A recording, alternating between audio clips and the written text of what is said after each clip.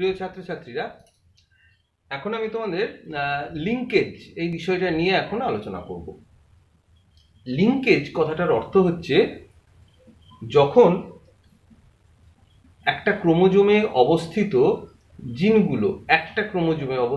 জিনগুলো একসঙ্গে থাকার বা একসঙ্গে পরবর্তী প্রজন্মে বা একসঙ্গে গ্যামেটের মধ্যে সঞ্চারিত হওয়ার যে প্রবণতা দেখায় তাকে বলা হয় লিঙ্কেজ। তাহলে লিঙ্কেজ হলো একটা বৈশিষ্ট্য যেখানে জিনগুলো একসাথে ইনহেরিটেড হওয়া বা বংশগতভাবে সঞ্চারিত হওয়ার প্রবণতা যে দেখায় একই ক্রোমোজোমে অবস্থিত জিনগুলো, এবং তাকেই বলা হয় লিঙ্কেজ। যেমন আমরা একটা ব্যাপারটাকে তুলনা করতে পারি, ধরো ফার্স্ট বেঞ্চে তোমরা 5 জন বন্ধু একসঙ্গে বসো, খুব বন্ধুত্ব রয়েছে, তাহলে তোমরা যেখানে বেড়াতে যাও, যেখানে খেতে যাও, তোমরা সবসময় একসঙ্গে যাও। এই যে এদের মধ্যে যে সম্পর্ক, এবং প্রতিদিন তোমরা সেইভাবেই বসো, বেঞ্চের ডান দিকে যে বসে, বাঁ দিকে যে বসে, মাঝে যারা বসে, ঠিক সেম অর্ডারে একইভাবে তোমরা বসো। তাই এই যে বন্ধুদের মধ্যে যে সম্পর্ক, এটাকে আমরা কি বলি? লিঙ্ক বা সম্পর্ক। ঠিক তেমনি একই ক্রোমোজোমে অবস্থিত জিনগুলো সবসময় তারা চায় যে একইভাবে বংশ পরম্পরায় সঞ্চারিত হতে। এই যে প্রবণতা, সেই প্রবণতাকে বলা হয় লিঙ্কেজ। তাহলে লিঙ্কেজ যদি বেশি থাকে তাহলে ক্রসিং ওভার হওয়ার সম্ভাবনা কম। ক্রসিং ওভার হওয়া মানে কি? যে এক ক্রোমোজোমের জিনগুলো অন্য ক্রোমোজোমে চলে যাবে, তাহলে ক্রসিং ওভার হওয়ার সম্ভাবনা কমে যাচ্ছে। তার মানে ক্রসিং ওভার যদি হওয়ার সম্ভাবনা কমে যায় তাহলে জিনের রিকম্বিনেশন, এটারও সম্ভাবনা কমে যাচ্ছে। অর্থাৎ কিনা তাহলে মেন্ডেলের তত্ত্বে যে ল অফ ইন্ডিপেন্ডেন্ট অ্যাসর্টমেন্ট বা স্বাধীন বন্টন সূত্রে যেখানে বলা হয়েছিল যে বৈশিষ্ট্যগুলি সম্পূর্ণ স্বাধীনভাবে কোনো রকম সম্পর্ক না রেখে গ্যামেটের মধ্যে সঞ্চারিত হয়, সেটা সম্ভব হবে না। তাহলে লিঙ্কেজ হলো একটা এক্সেপশন, ব্যতিক্রম অফ ইন্ডিপেন্ডেন্ট অ্যাসর্টমেন্ট বা স্বাধীন বিন্যাস। স্বাধীন বিন্যাসের একটা ব্যতিক্রম হলো লিঙ্কেজ। লিঙ্কেজ এই ধারণাটা প্রথম করেন, লিঙ্কেজ ব্যাপারটা, সাটন এবং বোভেরি। সাটন বোভেরির তত্ত্ব তোমরা পড়েছো, যে সেখানেই কিন্তু লিঙ্কেজ সম্বন্ধে তাদের একটা ধারণা হয়েছিল। যদিও লিঙ্কেজ সম্বন্ধে ধারণাটি সুস্পষ্ট করেন বেটসন এবং পানেট।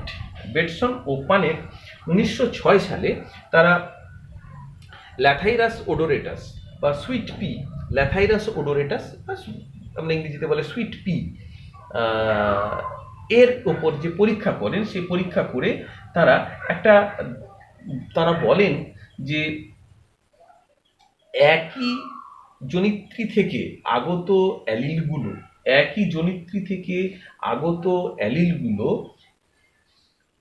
তাদের একটা প্রবণতা থাকে একই গ্যামেটের মধ্যে প্রবেশ করা এবং একসাথে পরবর্তী প্রজন্মে সঞ্চারিত হওয়া। এটা হচ্ছে বেটসন এবং পানেটের এক্সপেরিমেন্ট থেকে তারা বলেন সুইট পির ওপরে যে একই জনিত্রী থেকে আগত অ্যালিলগুলো একই ক্রোমোজোমে থাকার প্রবণতা দেখায় এবং তারা একই সঙ্গে পরবর্তী প্রজন্মে সঞ্চারিত হওয়ার প্রবণতা দেখায়।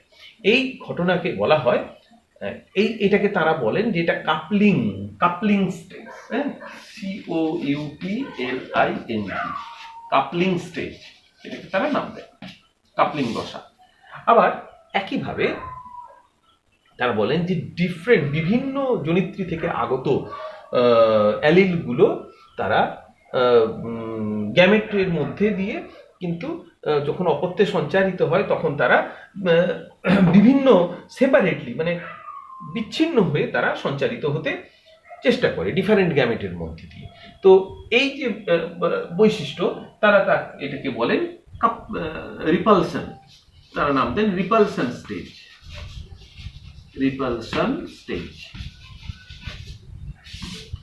এই কাপলিং এবং রিপালশন স্টেজটা আমি পরে আরেকটু ক্লিয়ারলি তোমাদের বুঝিয়ে দেবো।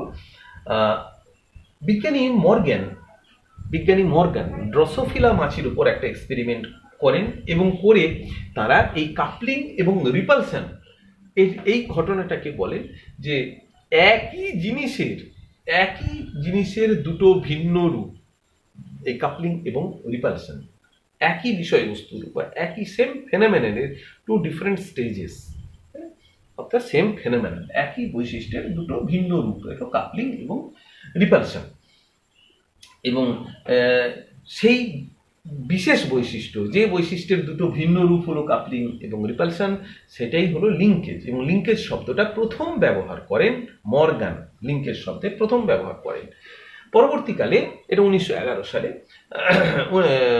এটা হচ্ছে 1910 সালে, পরের বছর 1911 সালে মর্গান এবং ক্যাসেল নামে আরেক বিজ্ঞানী, মর্গান এবং ক্যাসেল, তারা chromosomal theory of linkage, Sutton Boveri ছিল ক্রোমোজোমাল থিওরি অফ ইনহেরিটেন্স, আর মর্গান এবং ক্যাসেলের ক্রোমোজোমাল থিওরি অফ লিঙ্কেজ তারা প্রস্তাব করেন। সেই প্রস্তাবে কি বলা হয়েছে?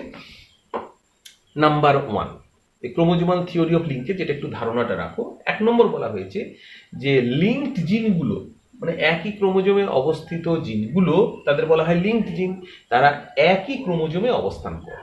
দ্যাট ইজ লিঙ্কড জিনস আর located in the same chromosome, একই ক্রোমোজোমে লিঙ্কড জিনগুলো থাকে। 2 নম্বর, লিঙ্কড জিনগুলো লিনিয়ার সিকোয়েন্সে থাকে, অর্থাৎ সরল রৈখিকভাবে ক্রোমোজোমের উপর বিন্যস্ত থাকে। 3 নম্বর তারা বলেছেন জিনগুলো, লিঙ্কড জিনগুলো সবসময়ই তাদের প্রবণতা রয়েছে জনিত্রীর যে সজ্জাক্রম, পেরেন্টাল সিকোয়েন্স, এটাকে বজায় রাখার প্রবণতা রয়েছে। পেরেন্টাল সিকোয়েন্স বা পেরেন্টাল কম্বিনেশন, জনিত্রীর যে সজ্জাক্রম, সেই জনিত্রীর ক্রোমোজোমে সেই জিনের সজ্জাক্রম বজায় রাখার প্রবণতা রয়েছে, শুধু কখনো কখনো ব্যতিক্রম ঘটে, অর্থাৎ ক্রসিং ওভার খুব রেয়ার হয়। আর 4 নম্বর, দুটো জিনের মধ্যে যে পারস্পরিক যে লিঙ্কেজের যে স্ট্রেংথ, অর্থাৎ পাশাপাশি অবস্থিত দুটি লিঙ্কেজের যে স্ট্রেংথ, সেই স্ট্রেংথটা দূরে দূরে অবস্থিত দুটো জিনের মধ্যে যে স্ট্রেংথ, দূরত্বের সঙ্গে প্রপোর্শনাল, অর্থাৎ ব্যস্তানুপাতিক। কিরকম? পাশাপাশি এই ধরো একটা ক্রোমোজোমে এখানে এ জিন, এখানে বি জিন, সি জিন, ডি জিন, ই জিন, তাহলে এর পাশে বি রয়েছে। এ আর বি এর মধ্যে যে লিঙ্কেজ, এটা অনেক বেশি স্ট্রং, তুলনায় এ আর সি এর মধ্যে লিঙ্কেজ একটু কম স্ট্রং, অর্থাৎ একটু উইক। আরো উইক এ থেকে ডি এর মধ্যে যে লিঙ্কেজ, স্ট্রেংথ অনেক কম। কেন না? ডিস্টেন্স বাড়ছে। আরো কম এ ও ই এর মধ্যে লিঙ্কেজ ডিস্টেন্স বেশি হওয়ার জন্য লিঙ্কেজ কম। তাহলে ডিস্টেন্স যত বাড়ে লিঙ্কেজ তত কমে, ডিস্টেন্স যত কমে লিঙ্কেজ তত বাড়ে, অর্থাৎ স্ট্রেংথ অফ লিঙ্কেজ বাড়ে। তাহলে ব্যস্তানুপাতিক সম্পর্ক, দূরত্বের সঙ্গে দুটো একই ক্রোমোজোমে অবস্থিত দুটি জিনের মধ্যে লিঙ্কেজ এবং দূরত্ব হলো পরস্পরের ব্যস্তানুপাতিক সম্পর্ক। তাহলে এইগুলো হচ্ছে ক্রোমোজোমাল থিওরি। এরপরে আমরা আসবো যে লিঙ্কেজ গ্রুপ, এই শব্দটাও একটু আমরা জেনে নিই। What is linkage group? একটা ক্রোমোজোমে অবস্থিত জিনগুলো, ধরা যাক এগুলো একটা ক্রোমোজোমে অবস্থিত জিন, 1 নম্বর ক্রোমোজোমে অবস্থিত জিন, তাহলে এই যে জিনগুলোকে একসঙ্গে বলা হবে লিঙ্কেজ গ্রুপ। এটা ধরো 2 নম্বর ক্রোমোজোম, এখানে আছে ধরা যাক M N O P Q ইত্যাদি জিন, তাহলে এগুলো মিলে আরেকটা লিঙ্কেজ গ্রুপ। তাহলে যতগুলো হ্যাপ্লয়েড ক্রোমোজোম রয়েছে ততগুলো লিঙ্কেজ গ্রুপ থাকবে। অর্থাৎ আমরা যদি বলি ড্রসোফিলার 2n = 8, তাহলে লিঙ্কেজ গ্রুপের সংখ্যা কত? 4। মানুষের 2n = 46, তাহলে লিঙ্কেজ গ্রুপের সংখ্যা কত? 23। অবশ্য সেটা স্ত্রীলোকের ক্ষেত্রে লিঙ্কেজ গ্রুপ 23, পুরুষের ক্ষেত্রে হবে 24। Mind it. কেন না, পুরুষের 23 নম্বর ক্রোমোজোমটা কিন্তু জোড় নয়, একটা এক্স আর একটা ওয়াই, এটা জোড় ক্রোমোজোম নয়। সুতরাং স্ত্রীলোকের ক্ষেত্রে দুটো এক্স থাকায় লিঙ্কেজ গ্রুপ হবে 23, পুরুষের ক্ষেত্রে লিঙ্কেজ গ্রুপ হবে 24, কারণ এক্স আর ওয়াই তো জোড় ক্রোমোজোম নয়। যাই হোক, তাহলে এই হলো ব্যাপারটা, এই হলো লিঙ্কেজ গ্রুপ। আচ্ছা, এরপরে আমি কাপলিং আর রিপালশন এটা বলে আমরা বলবো। কাপলিং আর রিপালশনের সঙ্গে একটা জিনিস আমাদের এখানে জেনে নেব, সিস অ্যারেঞ্জমেন্ট এবং ট্রান্স অ্যারেঞ্জমেন্ট। Trans arrangement. ব্যাপারটা বলি এবার। ধরা যাক এই হলো একটা ক্রোমোজোম, এটা হলো তার সমসংস্থ ক্রোমোজোম। এখানে রয়েছে ক্যাপিটাল এ জিন, এখানে রয়েছে ক্যাপিটাল বি জিন, এই দুটো হলো লিঙ্কড জিন। আবার ধরো এখানে রয়েছে তার ঠিক সমসংস্থ ক্রোমোজোমে রয়েছে তার অ্যালিল, অর্থাৎ ডমিন্যান্ট জিনগুলো রয়েছে একই ক্রোমোজোমে এবং তার রিসিভ জিনগুলো রয়েছে অপর সমসংস্থ ক্রোমোজোমে। এই যে অ্যারেঞ্জমেন্ট, এটাকে বলা হয় সিস অ্যারেঞ্জমেন্ট। সিস অ্যারেঞ্জমেন্ট বোঝা গেল? এইবার সিস অ্যারেঞ্জমেন্টে থাকা প্রকট এবং প্রচ্ছন্ন লিঙ্কড জিনগুলির মধ্যে, এরা লিঙ্কড জিন, এরা লিঙ্কড জিন, তাহলে সিস অ্যারেঞ্জমেন্টে থাকা প্রকট ও প্রচ্ছন্ন জিনগুলোর মধ্যে যে আন্তঃসম্পর্ক তাকে বলা হয় কাপলিং স্টেজ। তাহলে সিস অ্যারেঞ্জমেন্টে অবস্থিত প্রকটধর্মী ও প্রচ্ছন্নধর্মী জিন দুটির মধ্যে, দুটি প্রকটধর্মী জিন ও দুটি প্রচ্ছন্নধর্মী জিন, এই জিনগুলোর মধ্যে যে আন্তঃসম্পর্ক তাকে বলা হয় কাপলিং স্টেজ। অন্যভাবে রিপালশন স্টেজ। ট্রান্স অ্যারেঞ্জমেন্টটা কি বলি? ধরা যাক এটা হচ্ছে এই লোকাসে আছে ক্যাপিটাল এ জিন, এখানে আছে স্মল বি, এখানে আছে স্মল এ, এখানে আছে ক্যাপিটাল বি। এই যে অ্যারেঞ্জমেন্ট, অর্থাৎ দুটি সমসংস্থ ক্রোমোজোমের একটিতে প্রকটধর্মী এবং একটিতে প্রচ্ছন্নধর্মী এবং অপর সমসংস্থ ক্রোমোজোমে একটি প্রচ্ছন্নধর্মী এবং অপরটি প্রকটধর্মী জিন যদি অবস্থান করে, তাহলে সেই অবস্থাটাকে বলা হয় ট্রান্স অ্যারেঞ্জমেন্ট। এই বিন্যাসকে বলে ট্রান্স অ্যারেঞ্জমেন্ট। এবং ট্রান্স বিন্যাসের ক্ষেত্রে প্রকটধর্মী এবং প্রচ্ছন্নধর্মী জিন দুটির মধ্যে যে আন্তঃসম্পর্ক তাকে বলা হয় রিপালশন স্টেজ। বোঝা গেল যে ট্রান্স বিন্যাসের ক্ষেত্রে প্রকটধর্মী ও প্রচ্ছন্নধর্মী জিনগুলির মধ্যে যে আন্তঃসম্পর্ক তাকে বলা হয় রিপালশন স্টেজ। তাহলে এটা নিশ্চয়ই তোমরা ক্লিয়ার হয়ে গেল। এবার আমরা লিঙ্কেজের গুরুত্ব এটা নিয়ে আলোচনা করব। প্রথম যে গুরুত্ব সেটা বলবো যে number of linkage group equivalent to haploid chromosome. যতগুলো হ্যাপ্লয়েড ক্রোমোজোম থাকবে লিঙ্কেজ গ্রুপের সংখ্যা হবে তত।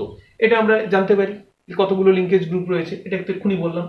2 নম্বরে আমরা যেটা বললাম যে প্রিভেন্টস অর রিডিউসেস রিকম্বিনেশন। কারণ লিঙ্কেজ যত বেশি হবে, একটু আগেই বলেছি লিঙ্কেজ বেশি থাকা মানে ক্রোমোজোমে ক্রসিং ওভার কম হবে, ক্রসিং ওভার কম হওয়া মানে রিকম্বিনেশন কম হবে, তাহলে বাধা দেয় বা কমিয়ে দেয় রিকম্বিনেশনের পরিমাণ, জিনের পুনঃসংযুক্তি।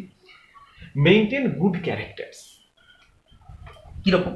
ধরো এ জিনটা হলো, আমি একটা উদাহরণ দিয়ে বলছি, আমের ক্ষেত্রে এ হলো বেশ আমটা বড় হয়, আকার বড় হওয়ার জিন, আর বি হলো আম সুস্বাদু হওয়ার জিন, ক্যাপিটাল বি।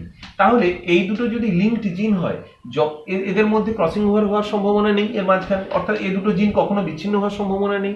তাহলে অপত্যের মধ্যে সাইজ, আমের আকার বড় এবং মিষ্টি স্বাদ, এ দুটো সবসময় একসঙ্গেই থাকবে, সবসময় থাকবে, কখনোই বিচ্ছিন্ন হওয়ার, ক্রসিং হয়ে বিচ্ছিন্ন হয়ে যাওয়ার সম্ভাবনা থাকবে না।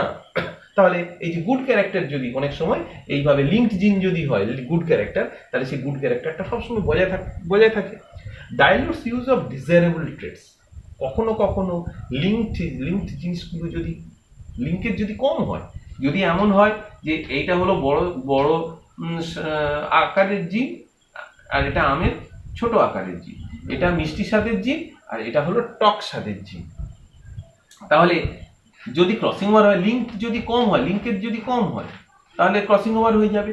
তাহলে ক্রোমোজোমে এর সঙ্গে বি চলে আসবে, অর্থাৎ বড় আম আর টক, ছোট আম মিষ্টি। তাহলে ডিজায়ারেবল বৈশিষ্ট্য বা যে আমাদের আকাঙ্ক্ষিত বৈশিষ্ট্য, সে বৈশিষ্ট্য কিন্তু কমে যাবে, হ্রাস পেতে থাকবে। ডাইলুটস ইউজ অফ ডিজায়ারেবল ট্রেটস, আমাদের যে আকাঙ্ক্ষিত বৈশিষ্ট্য সেটা হ্রাস পেতে থাকবে। Difficulties for breeders. অনেক ক্ষেত্রে যারা ব্রিডিং করেন, এক্সপেরিমেন্ট করেন ক্রসিং এর, তাদের ক্ষেত্রে কিন্তু এই ডিজায়ারেবল ট্রেটস সমস্যাজনক। যেমন ধরা যাক যদি এমন হতো যে বড় আম আর হচ্ছে খুব ছোবড়া আঁশ আছে, তাহলে এবং এই দুটো জিন লিঙ্কড জিন, তাহলে ব্রিডার চাইছে যে আমের ক্রসিং করে বড় আমের থেকে ছোবড়া হয় এমন, মানে ভেতরে আঁশ হয় প্রচুর, এই বৈশিষ্ট্যটাকে বাদ দেব। কিন্তু বৈশিষ্ট্য দুটো যদি লিঙ্কড হয়, তাহলে ব্রিডার কি কোনোদিন পারবে এই দুটো বৈশিষ্ট্যকে পরস্পর বিচ্ছিন্ন করতে? না, কারণ তারা লিঙ্কড জিন। ফলে ব্রিডারের ক্ষেত্রে কিন্তু সমস্যা দেখা দেয়। ফলে অনেক সময় খারাপ কোয়ালিটির যদি জিন লিঙ্কড হয়ে থাকে তাহলে ব্রিডারের সমস্যা হবে। কনস্ট্রাক্ট ক্রোমোজোম ম্যাপ, এর সাহায্যে ক্রোমোজোম ম্যাপ তৈরি করা যায়, আমরা সেটা পরে আলোচনায় আসবো ক্রোমোজোম ম্যাপ কি।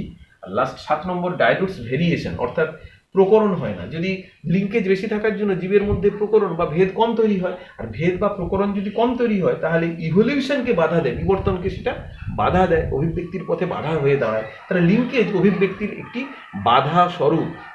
এই কারণে প্রচুর প্রজাতি মুহুর্মুহু তৈরি হয় না, সময় লাগে, কারণ জিনগুলোর মধ্যে লিঙ্কেজ রয়েছে।